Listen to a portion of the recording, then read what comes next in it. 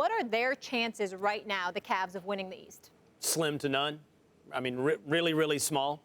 And that was the way it was before Kevin Love went down, so this only exacerbates it. Look, at this point, the only argument for the Cavs winning the East, the only reason to continue to put faith in them is if the two words LeBron James carry a magical meaning for you.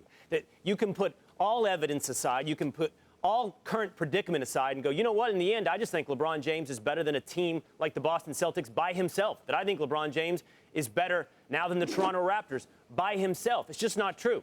And by the way, Stephen A., I heard you last night. I heard you this morning. You're 100% right. You know what this should do, now that I think about it?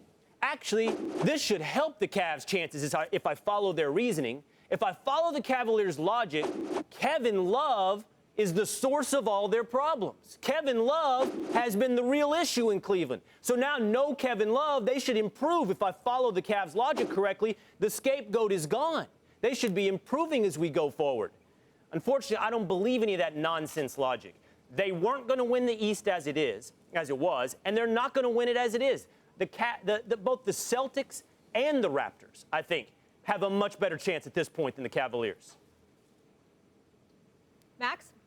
Go ahead, Max.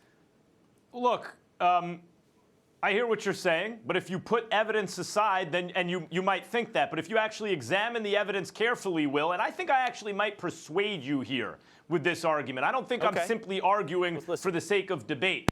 The question with teams in sports is there the requisite talent on the team? Because if there's not, you can spin your wheels all you want, and even if they're greater than the sum of their parts, good luck. But if you have the requisite talent, and you are still imploding, then we know it's not just the play. The play potentially is there. It's the chemistry, it's the finger pointing, it could be injury that precipitates all that, and in fact, I think that's the case with the Cavs. Will, you were telling us last year Isaiah Thomas was better that year than Kyrie Irving. I'm not claiming you think Isaiah's a better player, and we all agree he was an MVP candidate. Isaiah was amazing. Now, he was hurt with a hip injury. That's serious. And he's not all the way back yet. And he's not integrated into the team. And it's changed the dynamic. But is Isaiah Thomas capable of playing at that level, give or take? Sure, he's capable. Like, we just saw it. Kevin Love's a terrific player. We all agree. LeBron James, still the best player in the world. And even if you want to think that Kevin Durant is right nipping at his heels, you got to love Kevin Durant. So you still admit that LeBron James is a fantastic player. Those are three pretty big pieces. And then guys like Jamison Crowder, who have been solid two-way rotation pieces, at least, if not starters on many teams, you know, that caliber. Tristan Thompson, it's guys like that. Kyle Korver, who can shoot the lights out. You know, you have a lot of Dwayne Wade, who can still be useful off a bench. You have the talent. The problem is finger pointing, the lack of cohesion, chemistry, maybe leadership, factions on the team, those sorts of things. By the time Kevin Love comes back, Crowder, Thompson, these guys are going to get more minutes. Isaiah Thomas should be more fully recovered. Kevin Love will be rested, etc. And maybe most importantly, the Cavs know help ain't coming on the way. You're not trading Kevin Love or Isaiah. None of that's going to happen. You're going to have to look within yourselves, not look for help. You're going to have to figure it out. I think this could be legitimately a blessing in disguise.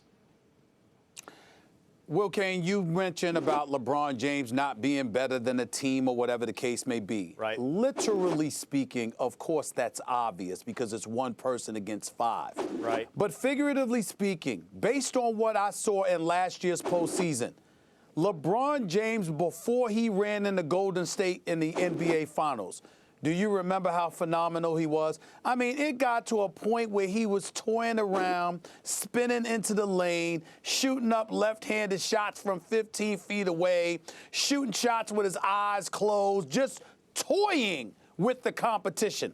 I saw Toronto. I saw Boston. I saw teams that literally were demoralized, sitting back in awe of what they were watching this man do to them.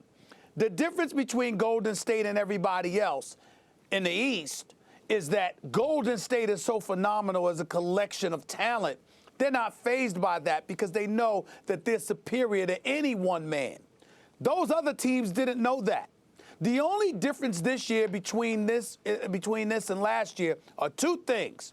the fact that Kyrie is on Boston now. Not a small And thing the fact here. that DeMar DeRozan and the fact that DeMar DeRozan has elevated his level of play in Toronto, and they seem confident that they could beat up on Cleveland outside of LeBron James. But here's the thing. If LeBron James in any way replicates the level of dominance that he did last year, I still don't believe there's anything anybody in the East could do, because Boston doesn't have Gordon Hayward to go with Kyrie, and DeMar DeRozan and those boys, I'm not sure they'll be able to do anything about it because they seem tailor-made for a LeBron James team. Okay.